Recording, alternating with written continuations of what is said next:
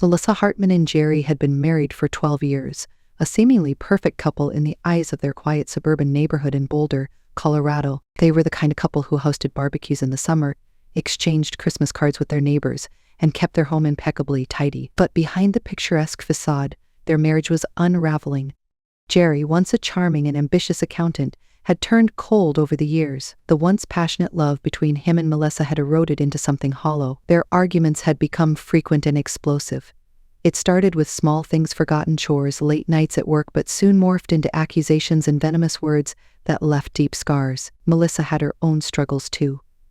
A former interior designer, she had given up her career when Jerry insisted he could provide for them both. But now, trapped in a loveless marriage, she felt suffocated by the life she had sacrificed so much to build. One night, after a particularly bitter argument about finances, Melissa found herself alone in the kitchen, staring at the butcher's block. Jerry had stormed off to the living room, his anger still radiating through the walls. Melissa's hands trembled as she reached for a knife, running her finger along the blade. It was a fleeting thought, one that horrified her as much as it intrigued her. Could it really come to that? But the darkness that had been building between them for years was now beginning to take hold of her, inch by inch. She put the knife back down, but the idea lingered, gnawing at the edges of her mind. Melissa's thoughts turned increasingly sinister in the weeks following that night. Every argument felt like another push towards the inevitable. Jerry had always been controlling, but now his cruelty was palpable. He drank more than usual, coming home late without explanation, his once tidy appearance slowly disintegrating. Rumors started swirling around the neighborhood that Jerry was having an affair with his new secretary, a much younger woman who worked at his accounting firm. Melissa wasn't sure if the rumors were true, but the nagging suspicion festered in her heart. She had once confronted him, demanding the truth. Jerry had denied it, but the look in his eyes told her more than his words ever could. The betrayal, real or imagined, was enough to tip the fragile balance. Melissa felt like a prisoner in her own home, her every misdeed scrutinized by a man who no longer saw her as a partner but as an inconvenience. One evening, after Jerry had passed out drunk on the couch, Melissa sat on the edge of their bed, her hands clasped together, staring at the framed wedding photo on the nightstand. It was hard to recognize the couple in that picture. They looked so happy, so full of promise. Now, she couldn't remember the last time Jerry had even touched her without malice in his eyes. As she gazed at the photo, an icy calm settled over her. Melissa started planning.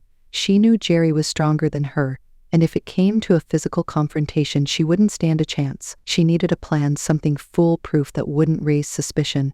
The thought of leaving him, of packing her bags and starting over, seemed impossible. Jerry had always made it clear if she left him she'd get nothing. No money, no house, no support. And Melissa had given up everything for him. She couldn't walk away with nothing. No, she told herself there was only one way out. Melissa's mind whirred, a maze of dark thoughts as she devised her plan. It wouldn't be easy, but she was determined. Jerry had to die, but not just any death and accident. Something believable, something that would leave her blameless and allow her to move on with her life, maybe even claim the life insurance policy he had taken out just a few years ago. In the days that followed, she began making small but deliberate moves. First, she subtly adjusted the settings on the stairs lighting timer, causing the bulbs to flicker sporadically. Then, she made sure the railing was loose enough that a sudden force could cause it to break. Melissa was patient, careful. She couldn't afford to make a mistake now. Jerry, in his usual oblivion, didn't notice a thing. He had become a ghost in his own home, stumbling and drunk most nights, ignoring the disrepair around him. One Friday evening, after another tense, silent dinner, Jerry retreated to his usual spot on the couch. He poured himself a glass of bourbon and flipped on the TV, his eyes glazed over. Melissa stood at the kitchen sink washing dishes, her hands shaking slightly as she scrubbed an already spotless plate. Tonight, she told herself, tonight would be the night. The plan was simple. After a few drinks, Jerry would stumble upstairs to bed as he did most nights, but this time the loose stair railing would give way, sending him tumbling down the stairs. She had strategically removed a light bulb at the top of the stairs, ensuring that his drunken state would leave him disoriented in the dark. It had to look like an accident, and Melissa had thought of every detail. The alcohol would be blamed, the loose railing a tragic oversight. Where she glanced at the clock, almost midnight. Jerry was still on the couch, his snores echoing through the house. Her heart raced. Now or never. She gently woke him up, playing the part of the concerned wife. Jerry, you need to go to bed. she said softly, her voice steady despite the terror coursing through her veins. He groaned, slurring something incoherent, and pulled himself off the couch. As she guided him to the stairs, Melissa held her breath. He took the first step, then another, his hand reaching for the shaky railing. Suddenly, there was a sickening crack, followed by a thud. Jerry's body tumbled down the stairs, limbs flailing helplessly as gravity did the rest. The sound of his skull hitting the hardwood floor was unmistakable, final. He lay motionless at the bottom of the stairs, blood pooling beneath his head. Melissa froze, the reality of what she had just done sinking in. Her heart pounded so hard she thought it might burst out of her chest, but she couldn't lose control now. She rushed down the stairs, knelt beside Jerry's lifeless body, and put on her best act. "Jerry," she screamed, her voice shrill and full of panic. "Oh my God, Jerry!" The sound echoed through the empty house, but no one else was there to hear it, no one else but her. Melissa called 911, her voice trembling with a practiced hysteria. She clung to Jerry's body, her hands soaked in his blood, as she begged the operator for help. Her performance was flawless. By the time the paramedics arrived, she had convinced herself that she was the devastated widow. She cried real tears, tears of release, knowing that her nightmare was over.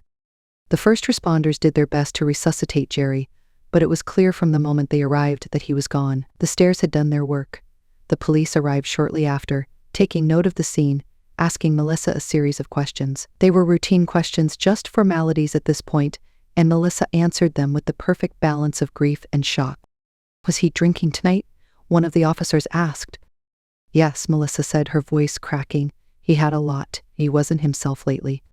I told him to be careful going up the stairs. But I didn't think." Her words trailed off as she buried her face in her hands. The officer nodded sympathetically, writing something in his notebook. "We'll need to conduct a full investigation, but this looks like a terrible accident. Miss Hartman, I'm so sorry for your loss." Melissa nodded, tears streaming down her face. Inside, she felt an odd sense of triumph. It had worked. The police were buying it. In the days that followed, Melissa played her role to perfection. She mourned publicly, receiving visitors, accepting casseroles and condolences from neighbors who had no idea of the dark secret she carried. The coroner ruled Jerry's death accidental, citing the alcohol in his system and the faulty stair railing as contributing factors. The life insurance policy paid out within a few weeks, and Melissa was free financially and emotionally. But as the dust settled and life began to return to some semblance of normalcy, something inside Melissa began to shift. Hogan had first the freedom Melissa craved felt intoxicating. She was no longer tethered to Jerry's cruelty, no longer suffocated by the weight of a toxic marriage. So the life insurance payout had come through quickly, a sizable sum that allowed her to start fresh. She told herself that this was the life she deserved, peaceful, independent, and free from the tyranny of her late husband. But as the days turned into weeks, a gnawing feeling began to take root inside her. The house was eerily quiet without Jerry's drunken rants or the slamming of doors after an argument. Melissa thought that the silence would bring her peace, but instead it brought something else, guilt. It crept into her mind during the stillness of the night, twisting in her stomach like a knot that wouldn't loosen. She tried to move on. She redecorated the house, getting rid of all traces of Jerry's influence. She even took a trip to the coast, hoping that the ocean air would wash away the weight on her conscience. But it didn't. Every time she closed her eyes, she saw Jerry's body tumbling down the stairs, heard the sickening crack of his skull against the hardwood floor, and felt the cold realization of what she had done. It wasn't long before she stopped sleeping altogether. Melissa would lie in bed, staring at the ceiling, replaying the events of that night over and over. The plan had been perfect. No one suspected a thing. The police had ruled Jerry's death an accident, and the neighbors had rallied around her, offering their sympathies without ever questioning the story she had told them. But her mind wouldn't let her forget.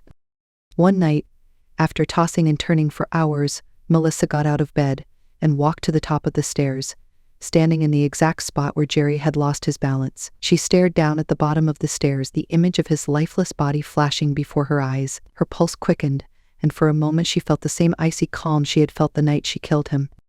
Suddenly a noise behind her shattered the silence, a creaking floorboard.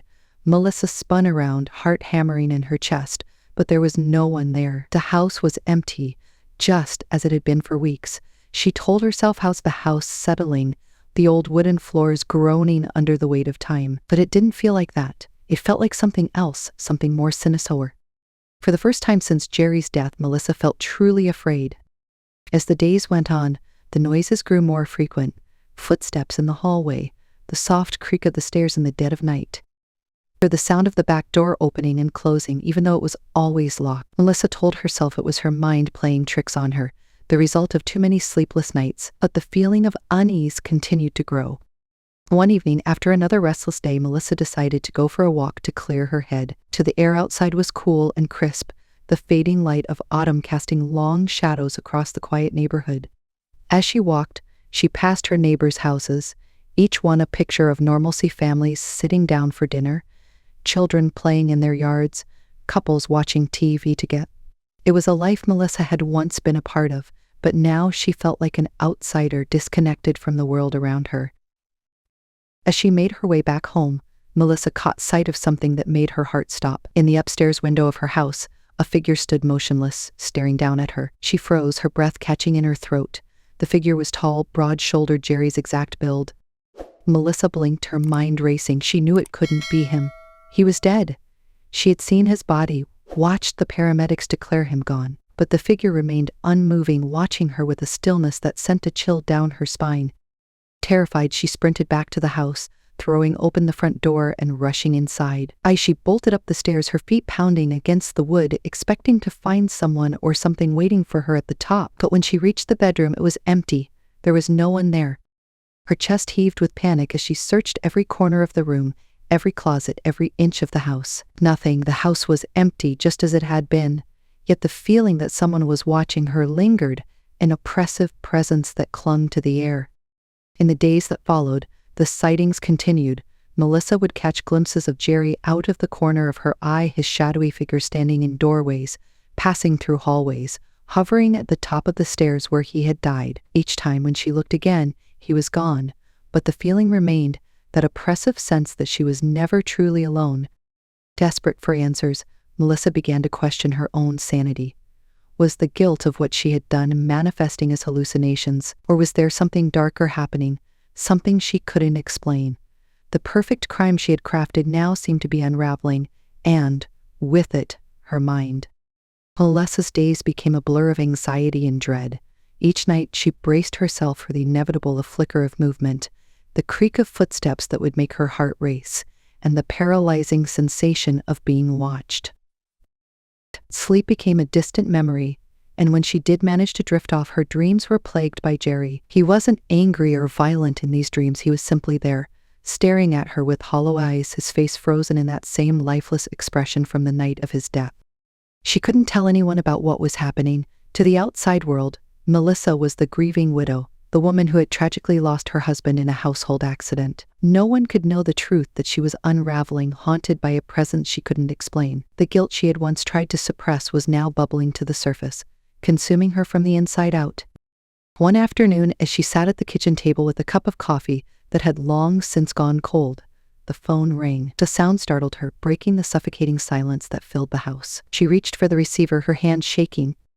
"Melissa, it's Detective Monroe," came the voice on the other end.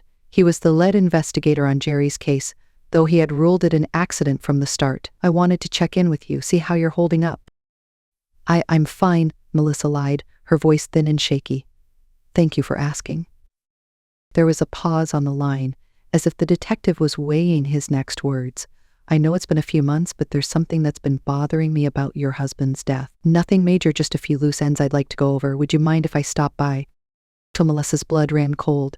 Loose ends, her mind raced, searching for any mistake she might have made, something she had overlooked. I thought everything was settled," she stammered. "It was ruled an accident." "It was," Monroe said, his tone calm but probing. "But there are always details to tie up, you know. Just routine. I'll stop by tomorrow afternoon." Melissa hung up the phone, her hands trembling.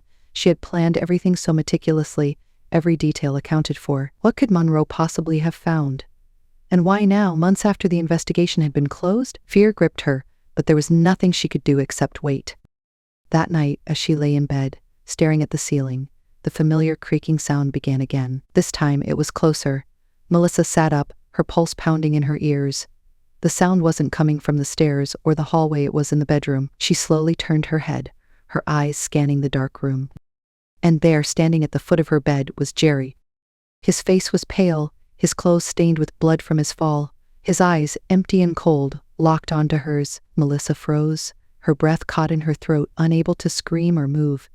Jerry stood there, silent and still, just watching her with that same lifeless expression. She wanted to close her eyes to make it all disappear, but she couldn't look away.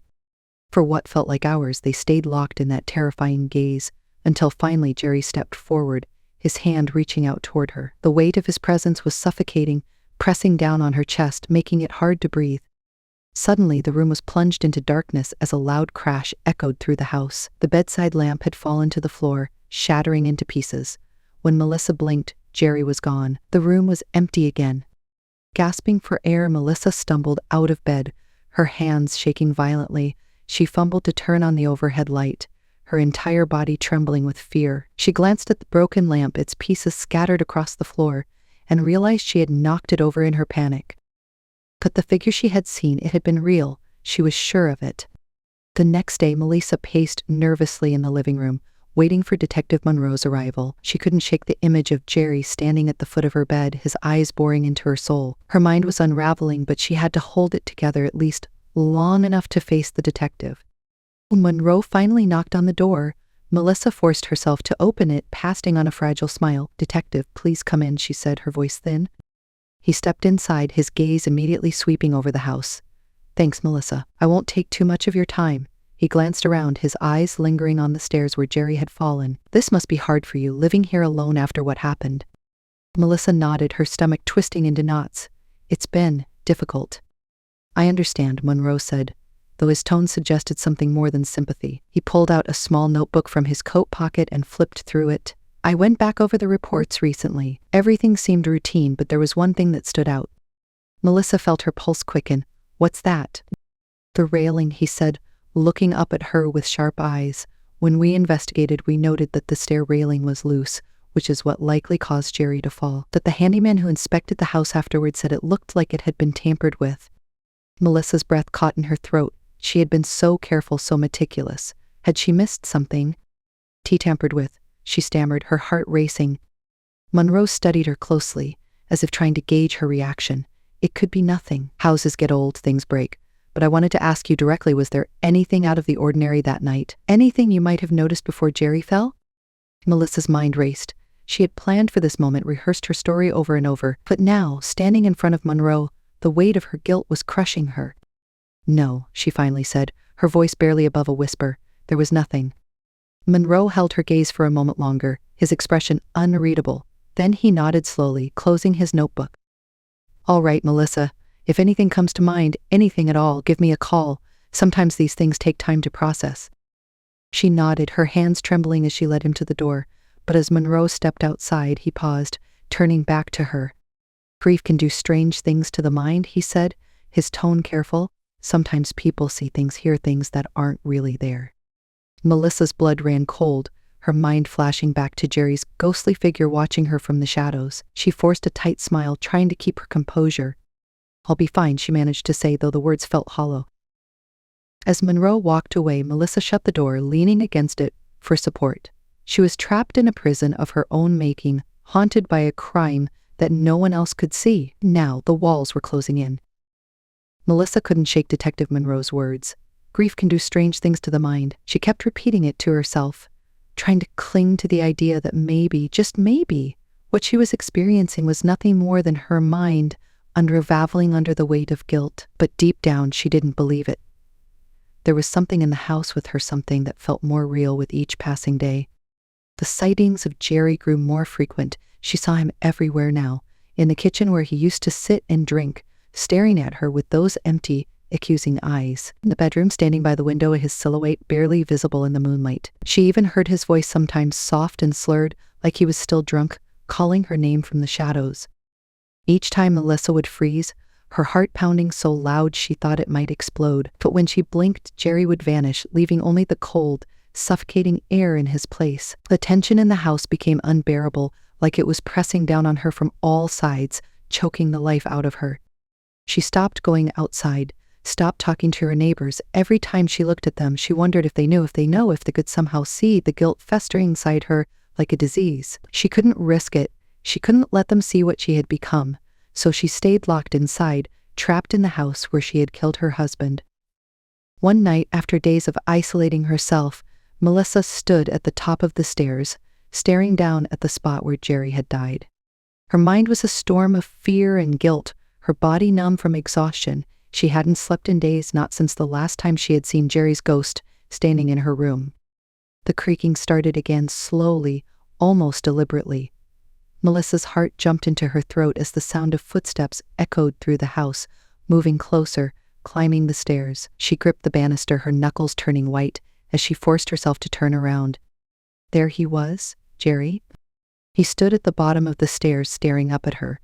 His face was pale, his eyes hollow, but there was something different this time. He wasn't just watching her anymore, he was coming for her. Without thinking, Melissa backed away, her foot slipping on the edge of the step. She gasped, catching herself just in time. The cold sweat on her skin made her feel lightheaded, and her chest tightened with panic. She wanted to scream, to run, but her legs refused to move. Jerry was coming closer now, his steps slow and deliberate, each one louder than the last. His gaze never left hers, and she could see the blood seeping from his head, dripping onto the floor where he had fallen. "No," she whispered, shaking her head as tears filled her eyes.